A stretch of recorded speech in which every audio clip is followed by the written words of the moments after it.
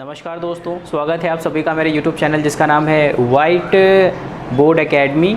और हम यहाँ पर आज पढ़ने जा रहे हैं क्लास 6 के चैप्टर 1 के क्वेश्चन आंसर। जैसा कि मैंने पिछले वीडियो में बताया था कि अगर ज़रूरत पड़ी तो हम क्वेश्चन आंसर की सीरीज़ बनाएंगे। तो मुझे लगता है कि स्टूडेंट को इसकी ज़रूरत है, इस वजह से मैंने इसकी बनाई है सीरीज़। तो हम देखें यहाँ पर बुक में हम देखते हैं कि सबसे पहले कुछ एक्टिविटीज़ भी दी हुई होती हैं, तो हम उन एक्टिविटीज़ को भी साथ में सॉल्व करते हुए चलेंगे। तो हमारी बुक में देखिए आप सबसे पहले जो एक्टिविटी दे रखी है एक्टिविटी 1, ठीक है ना। ये रही हमारे पास पे बोर्ड पे इसका सॉल्यूशन है। Activity 1, what do we eat. बहुत इजी है बेटा, इसमें बनाना हमको कुछ भी नहीं है। पूरा का पूरा काम हमने अपने मन के हिसाब से हम इसको कर सकते हैं, ठीक है ना। इसने हमसे पूछा है, देखिए सबसे पहले टेबल में हमसे क्या पूछा जा रहा है, the name of the student. किन्हीं भी आपके दो स्टूडेंट, किन्हीं भी आपके दो दोस्तों के नाम आपको लिखने हैं, 2, 3 जितने भी आप नाम इसमें लिखना चाहो।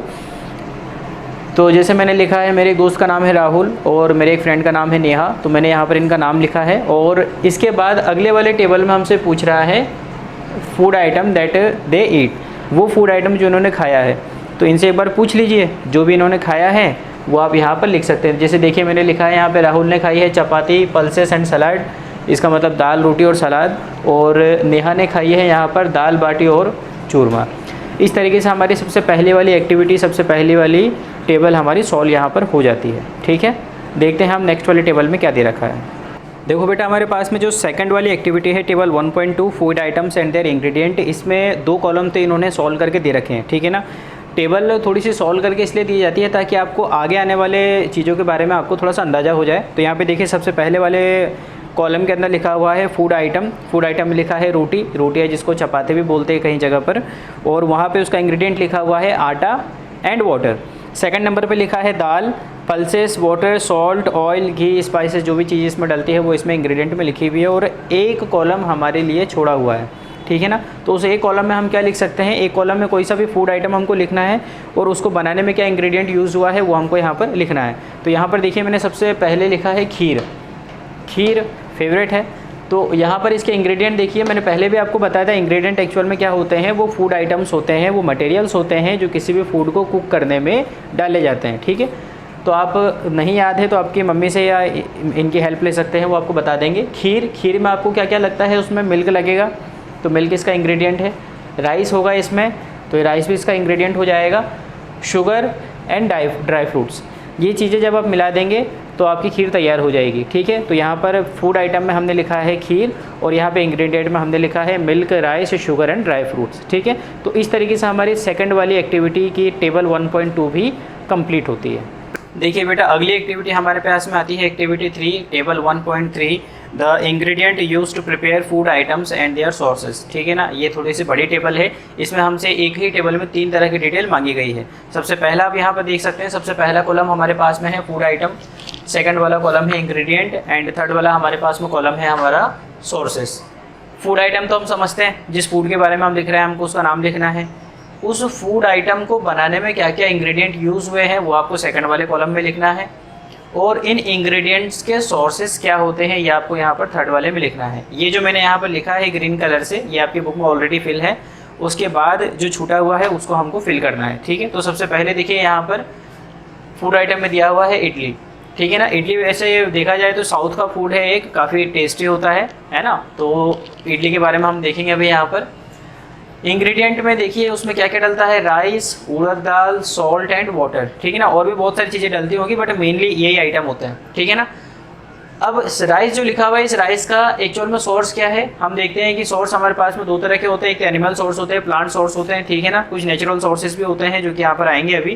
तो इनको बस हमको लिखना है कि ये प्लांट सोर्स है, एनिमल सोर्स है, या फिर ये किस चीज़ से हमको मिले हैं, ठीक है ना। तो सबसे पहले हम देखेंगे राइस। राइस हमको मिलता है प्लांट से, जो कि ऑलरेडी लिखा हुआ है यहाँ पर। सेकंड नंबर पे हम देखते हैं यहाँ पे लिखा हुआ है उड़द दाल। तो उड़द दाल का सोर्स क्या है, उड़द दाल का सोर्स भी है एक प्लांट, ये भी एक प्लांट फूड होता है, ठीक है। थर्ड नंबर पे लिखा हुआ है सॉल्ट। सॉल्ट एक्चुअल में हमको कहाँ से मिलता है, अगर आपको याद हो तो सॉल्ट पहले जो सी वाटर होता है उसको सुखाया जाता है, ठीक है ना, और ड्राई करने के बाद हमको सॉल्ट मिलता है। तो यहाँ पर हम लिख सकते हैं सॉल्ट का सोर्स हम सी वाटर, ठीक है, नेचुरल सोर्स में आएगा ये। और 4 नंबर पे होता है वाटर। देखिए वाटर का सबसे मेन सोर्स जो माना जाता है अपने अर्थ के ऊपर, वो माना जाता है रेन। ठीक है ना। बारिश होती है, फिर वही पानी ज़मीन पर आता है, वही पानी अंडरग्राउंड वाटर के रूप में स्टोर होता है, फिर उसे हम बाहर निकालते हैं कुएँ के रूप में या फिर ट्यूबवेल के रूप में, या फिर वही पानी जब नदी में जाता है तो फिर वाटर टैप के थ्रू हमारे घर पे आता है। तो एक्चुअल में जो मेन सोर्स होता है वो रेन वाटर होता है। तो यहाँ पर आप जो भी वाटर आप यूज़ करते हो, ठीक है ना, वो आप यहाँ पे लिख सकते हो। जैसे मेरे घर पे नल का पानी आता है तो हम यहाँ पे लिख सकते हैं टैप वाटर। अगर आप नदी का पानी यूज़ करते हो तो रिवर वाटर लिखिए, ठीक है ना, वाटर टैप वाटर, ये हमारा इसका सोर्स हो गया, ठीक है ना। तो इस तरीके से हमारा सबसे पहला वाला कंप्लीट हुआ। इसी टेबल में जब हम आगे चलते हैं तो हमारे पास में सेकंड वाला इसमें दे रखा हुआ है चिकन कड़ी, ठीक है ना। चिकन कड़ी हमारा फूड आइटम है यहाँ पर, और चिकन कड़ी बनाने में क्या क्या आइटम्स लगेंगे वो हो जाएंगे हमारे इंग्रेडिएंट। तो इसमें सबसे पहला आइटम हमें जो चाहिए होगा वो होगा चिकन, ठीक है ना। और चिकन का अगर हम सोर्स लिखेंगे तो वो एक एनिमल सोर्स है, ये आपकी बुक में ऑलरेडी दिया हुआ है, ठीक है। सेकंड नंबर पे देखिए स्पाइसेस। स्पाइसेस का मतलब होता है बेटा मसाले, ठीक है ना। मसाले का सोर्स हमारे पास में क्या होता है, मसाले हमें प्लांट से मिलते हैं, ठीक है ना। तो यहाँ पर हम स्पाइसेस के सोर्स में हम लिखेंगे प्लांट, ठीक है बेटा। थर्ड नंबर पे आएगा ऑयल या घी। देखिए अगर आप घी यूज़ कर रहे हैं तो घी यहाँ पर आपको मिलता है एनिमल से, क्योंकि घी है कि एनिमल सोर्स से हमको मिलता है, एनिमल फूड होता है। और अगर आप ऑयल यूज़ कर रहे हो तो ऑयल हमको मिलता है प्लांट से। तो यहाँ पर आप दोनों लिख सकते हैं स्लैश लगाकर, इसीलिए बुक में दोनों दिया हुआ है, या कंफ्यूज नहीं हो आप। और 4 नंबर पे दिया हुआ है वाटर। वाटर फिर से वही, वाटर देखो हर जगह हर सब्जी में डलता है। तो वाटर के लिए हम यहाँ पर क्या यूज़ कर सकते हैं, वही मेरे घर में नल का पानी आता है तो हम यहाँ पर लिख सकते हैं टैप, ठीक है ना। नल से हमको पानी मिला है, या फिर नदी से या कुएं से या ट्यूबवेल या जो भी आप लिखना चाहें यहाँ पर लिख सकते हैं, ठीक है ना। देखिए बेटा थर्ड नंबर पे हमारे इसमें दिया हुआ है खीर, ठीक है ना। खीर बहुत स्वादिष्ट लगता है, और खीर के बारे में हम बहुत ज़्यादा इंग्रेडिएंट भी नहीं लिखने होते हमको उसमें। यहाँ पर हम लिख सकते हैं, देखिए खीर, तो फूड आइटम में लिखा हुआ है खीर, इसके इंग्रेडिएंट पे लिखा हुआ है मिल्क, राइस एंड शुगर, ठीक है ना। ड्राई फ्रूट्स भी होते हैं बट बुक में नहीं दिया हुआ, इसलिए हमने नहीं लिखा है यहाँ पर। मिल्क का सोर्स क्या होता है, मिल्क बेटा हमको मिलता है एनिमल से, ठीक है ना। तो मिल्क का हम यहाँ पर सोर्स लिखेंगे एनिमल, ठीक है। सेकंड है राइस। राइस हमको मिलता है प्लांट से, तो यहाँ पर हम इसका लिखेंगे प्लांट। और थर्ड नंबर पे होता है शुगर। शुगर भी देखिए, शुगर बनता है शुगर केन जूस से, और शुगर केन क्या है, एक प्लांट है। तो इसलिए हम यहाँ पर इसके बारे में भी लिखेंगे कि ये एक प्लांट सोर्स से मिलता है, ठीक है ना। तो इस तरीके से हमारी एक्टिविटी 3 की table 1.3 the ingredient use to prepare food items and their sources भी कंप्लीट होता है। नेक्स्ट देखिए बेटा यहाँ पे दिया हुआ है table 1.4 plant part as food, ठीक है। यहाँ पर हमारे पास में इस टेबल में 3 तरह कॉलम है। फर्स्ट वाला कॉलम है food items with plant as the major sources, second वाला कॉलम है हमारे पास में इंग्रेडिएंट, और थर्ड वाला कॉलम है हमारे पास में प्लांट पार्ट, ठीक है ना। ये हमारा मेन पार्ट है जिसको हमको फिल करना है, ये ऑलरेडी हमारी बुक में दिया हुआ है, ठीक है। सबसे पहले देखिए उसने पूछा है कि आप कौन से वाले फूड आइटम के बारे में डिस्क्राइब करना चाहते हो, तो यहाँ पर हमने लिखा है क्या, वेजिटेबल, सब्जी हम बना रहे हैं यहाँ पर। तो सब्जी बनाने में हमें किन किन चीज़ों की ज़रूरत पड़ेगी, देखिए यहाँ पर हमने लिखा है potato, cauliflower, P, tomato, turmeric, oil, बहुत सारी चीज़ें डलती हैं, लेकिन अभी हम इतना ही करेंगे इनके बारे में। पोटैटो देखिए अगर आपको ध्यान हो तो पोटैटो के बारे में मैंने आपको बताया था कि ये स्टेम होता है, ठीक है। तो पोटैटो के लिए हम इसका प्लांट पार्ट लिखेंगे स्टेम। जिस पोटैटो को हम खाते हैं वो पूरे प्लांट में से कौन सा पार्ट होता है उसका, वो पोटैटो जो हम खाते हैं वो स्टेम होता है, ठीक है। ये आपको याद रखना पड़ेगा। सेकंड नंबर पर होता है कॉलीफ्लावर। इसमें देखिए पीछे फ्लावर आ रहा है तो इसमें याद रखने की ज़रूरत है ही नहीं, ये फ्लावर वाला पार्ट है, ठीक है। थर्ड वाला है पी, ये एक्चुअल में सीड होता है, ठीक है ना, बीज होता है मतलब। टोमेटो, टोमेटो देखिए कौन सा पार्ट होता है, ये एक प्लांट का फ्रूट वाला पार्ट होता है। नेक्स्ट दे रखा है इसने टर्मरिक। टर्मरिक आपने देखी हो, वैसे तो हम पाउडर इसका यूज़ करते हैं, लेकिन जब एक खड़ी हल्दी मिलती है तो आप देखना इसको कि ये देखने में अदरक जैसे लगती है, ठीक है ना। खड़ी हल्दी अगर आप किसी मार्केट से लेकर आएंगे तो आपको देखकर समझ में आएगा कि ये एक्चुअल में क्या होती है, ये होती है स्टेम, ठीक है। और ऑयल, ऑयल देखिए एक्चुअल में आपको कहाँ से मिलता है, ऑयल आपको मिलता है उनके सीड से, ठीक है ना। तो यहाँ पर हम ऑयल के लिए लिख सकते हैं सीड, ठीक है ना। बस, तो ये हमारी ये वाली जो टेबल थी ये कंप्लीट हो गई, ठीक है ना। 2 चीज़ें पूछी थी यहाँ पर, सेकंड वाले हम यहाँ पर चीज़ लिख सकते हैं, देखिए बाटी हमारे राजस्थान का फेमस फूड भी है, इस वजह से हम यहाँ पर बाटी के बारे में लिखेंगे। बाटी, बाटी के इंग्रेडिएंट बहुत इजी हैं, आपको सिर्फ आटे की ज़रूरत पड़ती है, और आटे में हम यहाँ पर उसको थोड़ा सा टेस्टी बनाने के लिए व्हीट फ्लोर के अंदर हम थोड़ा सा ग्राम फ्लोर भी यूज़ करते हैं। व्हीट मतलब गेहूँ का आटा, ग्राम फ्लोर मतलब चने का आटा। अब देखिए ये जो वीट होता है वो सीरियल वाला हिस्सा होता है, सीरियल होता है, और जो ग्रैम होता है वो पल्सेस में आता है। लेकिन एक्चुअल में अगर हम देखें तो सीरियल और पल्सेस किसी प्लांट के सीड वाले पार्ट होते हैं, ठीक है ना। तो यहाँ पर हमें प्लांट पार्ट में लिखना पड़ेगा सीड, ठीक है ना, इन दोनों में आएगा सीड, ठीक है ना। इस तरीके से हमारी ये वाली टेबल भी कंप्लीट होती है। देखिए बेटा हमारे पास में नेक्स्ट वाली टेबल आती है, table 1.5 the animal and their food. ये टेबल थोड़ी सी इंपॉर्टेंट है। देखिए हमने यहाँ पर देखा था कि on the basis of the food sources we can separate the animals into the 3 categories, omnivores, carnivore and herbivore, ठीक है ना। तो इन्हीं कैटेगरी के हिसाब से हमको ये पता करना होता है कि एक्चुअल में इनका फूड क्या है, ठीक है। और यहाँ पर आप देखिए इतने सारे जो एनिमल्स के नेम दे रखे हैं, हमको बस ये लिखना है कि वो food and the other animals जो भी वो ईट करते हैं उसके बारे में लिखना है। तो सबसे पहले देखिए हमारे पास में दे रखा है रैट, ठीक है ना, चूहा हम सबके घर में होता है, बहुत परेशान भी करता है। तो यहाँ पर रैट का फूड क्या होता है, वो ग्रेन्स भी खाता है, ठीक है, सीड भी खाता है, नट्स और फ्लैश, अदर जो एनिमल्स होते हैं उनके फ्लैशेस वगैरह को भी वो खाता है। फ्लैश का मतलब होता है मांस, ठीक है ना, मांस, इसको फ्लैश बोलते हैं। सेकंड नंबर पे है लॉयन। लॉयन देखिए आपको पता हो कि वो एक कॉर्निवोरस एनिमल होता है। तो जो भी कॉर्निवोर एनिमल होता है वो हर्ब्स वगैरह तो खाएगा नहीं, ठीक है ना। तो जो भी कॉर्निवोर एनिमल होता है उसके बारे में हम सिर्फ एक चीज़ लिखेंगे, flash, flash of the other animals. अगर आपको बड़ा करके लिखना है तो flash of the other animals, और अगर छोटा लिखना है तो आप लिखेंगे फ्लैश, ठीक है। तो लॉयन के आगे हम लिखेंगे फ्लैश, क्यों, क्योंकि ये एक कॉर्निवोर एनिमल है। नेक्स्ट है टाइगर। टाइगर भी एक कॉर्निवोर एनिमल है, तो इसके आगे भी हम लिखेंगे फ्लैश, ठीक है ना। टी लिख दिया इसके आगे मैंने गलती से, फिर एच आएगा। नेक्स्ट देखिए स्पाइडर। स्पाइडर को अगर आपने देखा है तो वो जो होती है एक कॉबवेब बनाती है, ठीक है ना, एक जाली बनाती है, मकड़ी का जाल, और उस जाल के अंदर छोटे छोटे इंसेक्ट आकर फंस जाते हैं, ठीक है ना। फंसने के बाद वो निकल नहीं पाते, वहीं मर जाते हैं, और उन छोटे इंसेक्ट को ही स्पाइडर खाती है, ठीक है। तो यहाँ पर हम स्पाइडर के लिए लिखेंगे स्मॉल इंसेक्ट, ठीक है ना।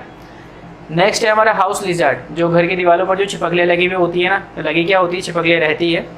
तो वो हाउस लिजर्ड हमने देखा हुआ एक्चुअल में क्या करती है, छोटे छोटे इंसेक्ट को वो खा जाती है, ठीक है ना। तो हाउस लिजर्ड के फूड में हम लिखेंगे इंसेक्ट। काऊ, सबसे सीधा प्राणी, ठीक है ना, काऊ। यहाँ पर आप देखिए काऊ को आप अधिकतम देखते हैं वो ग्रास खाती है, घास वगैरह खाती है, उसके अलावा वो ग्रेन्स भी खा लेती है। कभी घर पर अगर आप आती है तो रोटी वगैरह दो तो वो भी खा लेती है, ठीक है ना। तो आप यहाँ पे लिख सकते हैं grass, grains and roti. Human being, human being के बारे में लिखना बहुत ज़्यादा विस्तार हो जाएगा, इसलिए हम इसको शॉर्ट करके लिख सकते हैं, क्योंकि ह्यूमन किस में आता है, ह्यूमन आता है ओमनीवोर्स एनिमल में, मतलब वो प्लांट सोर्स भी यूज़ करता है और फूड एनिमल सोर्स भी यूज़ करता है, ठीक है ना। तो यहाँ पर हम लिख सकते हैं both plant and animal food, ठीक है ना। प्लांट एज अ फूड भी वो एक्सेप्ट करते हैं और एनिमल एज अ फूड भी ये एक्सेप्ट करते हैं, ठीक है ना। नेक्स्ट हो गया हमारे पास में बटरफ्लाई। बटरफ्लाई को जब आपने देखा होगा, तितली को उड़ते उड़ते जाती है और किसी फ्लावर के ऊपर बैठने के बाद में थोड़ी देर बैठती है, उसके बाद वहाँ से उड़ जाती है। हमको नज़र नहीं आता है, लेकिन उस फ्लावर में से वो उसके रस को चूसती है, ठीक है ना। तो फ्लावर का जो रस होता है उसको हम इंग्लिश में बोलते हैं नेक्टर, ठीक है। तो उसी नेक्टर को वो यूज़ करती है। तो बटरफ्लाई का फूड एक्चुअल में क्या हो जाएगा, नेक्टर। और लास्ट आ जाता है क्रो, ठीक है ना। क्रो के बारे में हमको पता है ये एक ओमनिवोर एनिमल होता है, तो ये भी हर चीज़ खाता है, ठीक है ना। तो यहाँ पर हम लिखेंगे ऑल ग्रेन्स, जितने भी तरह के आप दाने उसको डालोगे, जो भी ग्रेन्स आप उसको दोगे वो खा लेगा। एंड फ्लैश, मांस वगैरह भी वो खाता है, ठीक है ना। तो इस तरीके से हमारी ये जो टेबल है 1.5 ये कंप्लीट होती है। The last but not least table 1.6, the categories of the animal on the basis of their food. इसमें हमें एनिमल्स को 3 तरह की कैटेगरीज में डिवाइड करना है और उनके एग्जाम्पल लिखने हैं। सबसे पहला वाला देखिए यहाँ पर लिखा हुआ है हर्बीवोर्स। हर्बीवोर्स वो एनिमल्स होते हैं जो ईट करते हैं सिर्फ प्लांट को। सेकंड वाले होते हैं कॉर्निवोर, जो कि सिर्फ अदर एनिमल्स के फ्लैशेस को यूज़ करते हैं, खाते हैं उनको। और थर्ड वाले होते हैं ओमनीवोर्स, मतलब जो दोनों खाते हैं, दोनों से मतलब जो प्लांट भी यूज़ करते हैं और जो एनिमल भी यूज़ करते हैं, ठीक है ना। तो यहाँ पर देखिए आप, यहाँ पर मैंने अपने हिसाब से लिखा है, लेकिन आप अपने हिसाब से दूसरे भी जानवर लिख सकते हैं। यहाँ पर हर्बीवोर्स में सबसे पहला नंबर पर लिखा है मैंने काऊ, सेकेंड है बफेलो, थर्ड है डियर, 4 है हमिंग बर्ड और 5th नंबर पे है गॉट, ठीक है ना। Cow, buffalo, deer, humming bird and goat. Second number पे आप देखिए कॉर्निवोर एनिमल में, कॉर्निवोर में सबसे पहला है लॉयन, सेकंड है टाइगर, थर्ड है बियर, 4 है वुल्फ एंड 5th है फ्रॉग। ओमनीवोर एनिमल में देखिए सबसे पहले लिखा है bear, crow, human, peacock and sparrow, ठीक है ना। यहाँ पर आप देखिए बियर है, यहाँ पर दोनों कैटेगरीज में आया हुआ है, कॉर्निवोर और ओमनिवोर। यहाँ पर देखिए इसको हम बियर को हमने ऐसा क्यों लिखा, क्योंकि बियर जो होता है कॉर्निवोर होता है, अदर एनिमल्स को तो वो यूज़ करता ही है फ्लैशेस में, लेकिन वो साथ ही में कभी कभी फूड रिसोर्सेज में प्लांट को भी यूज़ कर लेता है, ठीक है ना, इसलिए हम इसको कॉर्निवोर में भी लिख सकते हैं।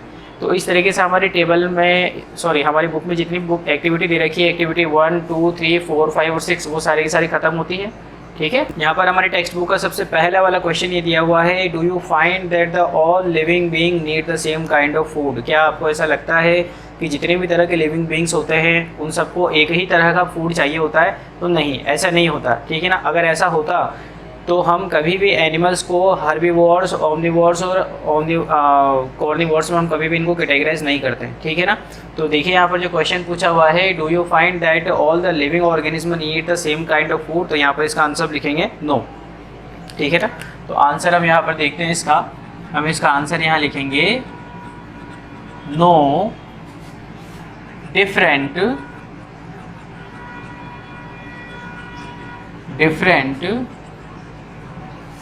living being need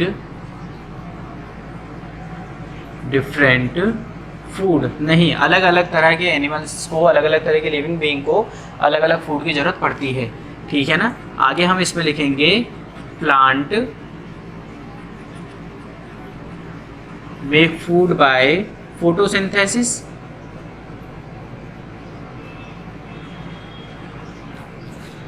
some animals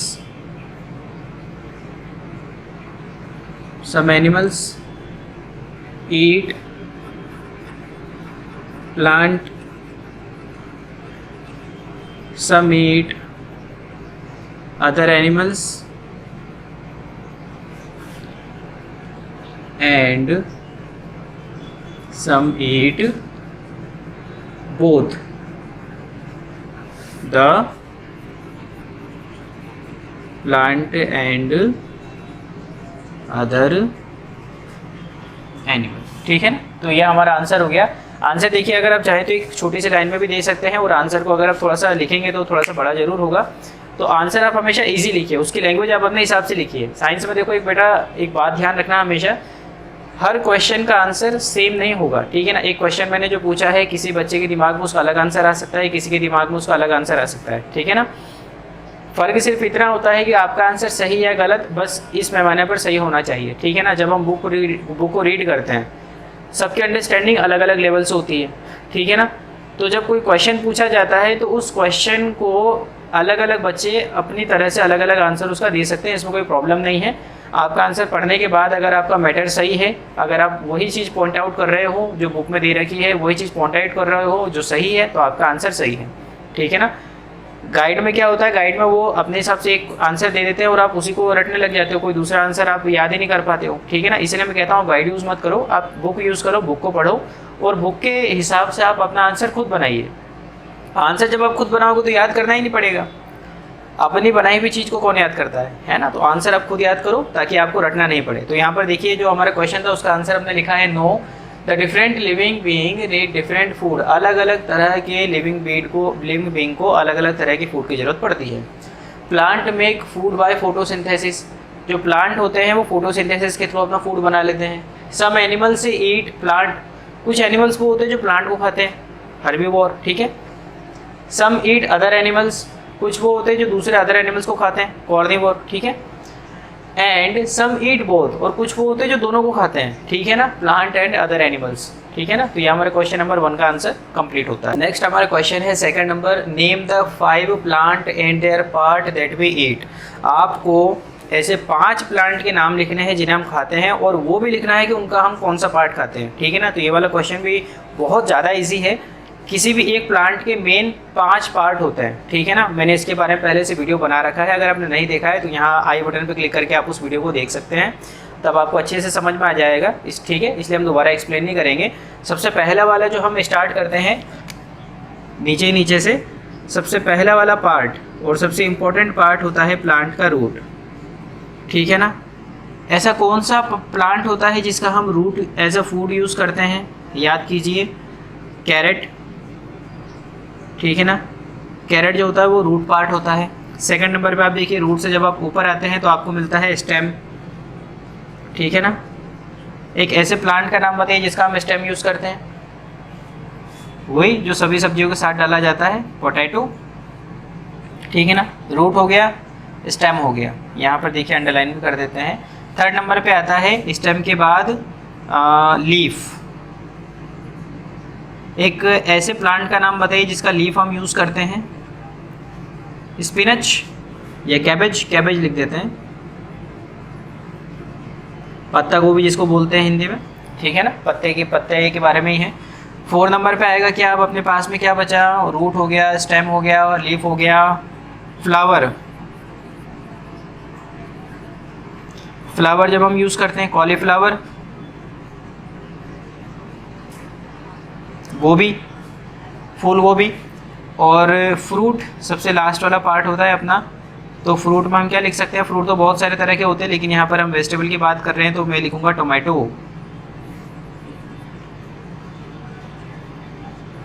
ठीक है ना। तो इस तरीके से हम यहाँ पर इन चीज़ों को डिफाइन कर सकते हैं। आप जब इसको लिखेंगे तो टेबल के थ्रू लिखना, यहाँ वीडियो में नहीं आएगा इस वजह से मैंने इसको सीधा लिख दिया है, लेकिन आप जब भी इन चीज़ों को डिस्क्राइब करोगे तो आप टेबल में करोगे। तो सबसे पहले नंबर पे देखिए हमने लिखा है रूट, रूट में लिखा है इसका एग्जाम्पल कैरेट, स्टेम में लिखा है पोटैटो, लीफ में लिखा है कैबेज, फ्लावर में लिखा है हमने कॉलीफ्लावर और फ्रूट में लिखा है हमने यहाँ पर टमाटो, ठीक है। नेक्स्ट वाला जो है क्वेश्चन नंबर 3, वो हमारी बुक के पास में देखिए इस तरीके से दिया हुआ है, एक टेबल बनी हुई है यहाँ पर, आपको इस टेबल में क्या करना है, मैच करना है। देखो बेटा, हो सकता है 5th क्लास में आपने इस तरीके के सवाल नहीं किए हो, ठीक है ना। मैच में क्या होता है, 2 तरह के कॉलम होते हैं, एक कॉलम ए कॉलम बी, तो आपको कॉलम ए से कॉलम बी वाले के राइट आंसर को मैच करना होता है, ठीक है ना। इसी को बोलते हैं मैच द फॉलोइंग। तो यहाँ पर देखिए क्वेश्चन नंबर 3 है, match the item given in the column A with the column B. Column A वाले आइटम को कॉलम बी वाले आइटम के साथ में मैच करना है। तो सबसे पहले हमने यहाँ पर देखिए दे रखा है milk, curd, paneer and ghee. Column A में सबसे पहले नंबर वाला है milk, curd, paneer and ghee, ठीक है ना। इसको आपको मैच करना है कॉलम बी वाले में, ठीक है ना। तो यहाँ पर आप देखिए milk, curd, paneer and ghee, column B का जो सबसे लास्ट वाला है 4थे नंबर पे, ऑल आर एनिमल्स प्रोडक्ट, ये इसके साथ में मैच होगा, ठीक है ना। Milk, curd, paneer and ghee column A, इसको कॉलम बी वाले से हम मैच करेंगे आर ऑल एनिमल प्रोडक्ट। चलिए मैं लिख ही देता हूँ, इसको सुनने के बाद हो सकता है कन्फ्यूजन होगा आपको। देखिए यहाँ पर बोर्ड में मैंने क्वेश्चन लिख दिया है, यहाँ पर question number 3, match the items given in the column A with the column B. यहाँ पर कॉलम ए और कॉलम बी दोनों बना हुआ है। इस तरह के क्वेश्चन को जब भी आप सॉल्व करेंगे तो सबसे पहले आप देखिए आप दोनों में से किसी एक पर नंबरिंग कर लीजिए ताकि आपको समझने में आसानी होगी। 1, 2, 3 और 4, कॉलम बी वाले में मैंने 1, 2, 3, 4 की नंबरिंग की है, ठीक है ना। अब इसमें जो मैच होगा कॉलम ए में से, मैं यहाँ पर शुरुआत में उसको लिख दूंगा, ठीक है ना, क्योंकि यहाँ पर हम इसको इस तरीके से लाइन बनाकर मैच नहीं कर पाएंगे, स्पेस नहीं है, बुक में भी नहीं दिया हुआ है। तो यहाँ देखिए सबसे पहले लिखा है milk, curd, paneer and ghee. ये एक्चुअल में क्या है, देखिए milk, curd, paneer and ghee eat other animals, ये तो नहीं हो सकता क्योंकि मिल्क, कर्ड, पनीर और घी दूसरे एनिमल्स को नहीं खाते हैं। Second, eat plant and plant product, ये भी गलत है इसका। थर्ड वाले में देखिए milk, curd, paneer and ghee are vegetable, ना ये भी गलत है। Milk, curd, paneer and ghee are animal product, ये वाला इसका सही है, चौथा वाला। तो ए वाले का जो सबसे पहला है इसका राइट आंसर है 4 वाला, बी वाले का जो 4 वाला है ये वाला, ये इसका राइट आंसर है। सेकंड नंबर पे देखिए स्पिनच, कॉलीफ्लावर, कैरेट, ये तो हो ही गया अपना, इसको तो देखेंगे नहीं अपन। Spinach, cauliflower, carrot eat other animal, wrong. Spinach, cauliflower, carrot eat plant and plant product, no. Spinach, cauliflower, carrot are vegetable, ये वाला इसका सही बैठ रहा है। तो यहाँ पर हम देखेंगे थर्ड वाला, कॉलम नंबर ए के सेकंड वाले के साथ कॉलम नंबर बी का थर्ड वाला बैठ रहा है। लाइन कैसे बनेगी, spinach, cauliflower, carrot are vegetables. Spinach, cauliflower और कैरेट ये सब क्या है, वेजिटेबल है। थर्ड नंबर पे देखिए लॉयन एंड टाइगर, ये भी हो गया, ये भी हो गया। अब इन दो के बीच में देखना है, lion and tiger eat other animal, lion and tiger eat plant and plant product, तो ये गलत है, ये सही है फर्स्ट वाला, lion and tiger eat other animals. Lion और टाइगर जो होते हैं वो अदर एनिमल्स को ईट करते हैं, ठीक है। अब आपके पास में लास्ट जो बचा है ये herbivores, eat plant and plant product, इसका आ जाएगा सेकंड वाला। ठीक है ना, इस तरीके से हमारी ये वाली टेबल यहाँ पर सॉल्व होती है। ठीक है ना, अगर आपको किसी भी तरह का कोई कन्फ्यूजन हो तो आप कमेंट बॉक्स में पूछ सकते हैं, मैं इसको बारे में बता दूंगा। ठीक है ना, और हाँ एक चीज़ और, आप प्रैक्टिस करने के लिए जब ये देखिए आप किसी भी चैप्टर को रीड करते हो तो हमको तो लगता है कि हमने अच्छे से रीड किया है, लेकिन अच्छे से रीड हुआ कि नहीं हुआ ये आपको टेस्ट देने के बाद ही पता पड़ता है। तो यहाँ डिस्क्रिप्शन में मैंने एक गूगल शीट का लिंक दिया हुआ है, अगर आप चाहें तो गूगल शीट पर जाइए, अपना नाम लिखिए, वहाँ पर एक शीट ओपन होगी। ठीक है ना, उसमें मैंने लगभग 20 या 25 अराउंड क्वेश्चन है उसमें, और वो ऑब्जेक्टिव क्वेश्चन है सारे, आप उसको रीड कीजिए, उसका आंसर लगाइए, और हाथों हाथ ही आपको आपका रिजल्ट वहीं पर आपको शो हो जाएगा। तो आपको पता पड़ पाएगा कि आपकी अंडरस्टैंडिंग कितनी अच्छे से हुई है। नेक्स्ट क्वेश्चन देखते हैं। हमारा देखिए सबसे लास्ट वाला क्वेश्चन है यहाँ पर, इसको बोलते हैं हम ब्लैंक क्वेश्चंस, जो रिक्त स्थान वाले क्वेश्चंस होते हैं। इनमें एक्चुअल में क्या होता है, एक पूरी की पूरी लाइन दी हुई होती है। ठीक है ना, वो लाइन आपको बुक में से दी हुई होगी, और अगर बुक में से नहीं दी है तो उस बुक को पढ़ने के बाद आपको जो समझ में आया है उस बुक्स में से उसी लाइन में से आता है, और यहाँ पर सिर्फ एक वर्ड यहाँ पर बीच में मिसिंग होता है, तो उस मिसिंग वर्ड को आपको याद करके लिखना होता है। अभी आप जैसे अर्ली क्लासेस में हैं, लगभग क्लास 6 आपकी अर्ली मानिए आप, तो यहाँ पर आपकी हेल्प के लिए नीचे या ऊपर इस तरीके से वो आपको राइट वाले जो वर्ड्स होते हैं वो देता है। इनका ऑर्डर बिल्कुल वैसे नहीं जैसे ये वाले जो सबसे पहले आएगा, बी वाला सेकंड पे आएगा, ऐसा नहीं है, ये इंटेंगल टाइप है। ठीक है ना, तो यहाँ पर आपको इनमें से ही चूज़ करना है और यहाँ पर आपको लिखना है। तो यहाँ पर देखिए हम शुरुआत करते हैं, सबसे पहला है टाइगर इज़ अ, उसके बाद स्पेस है because it eats only meat, tiger is a, इसके बाद स्पेस है because it eats only meet.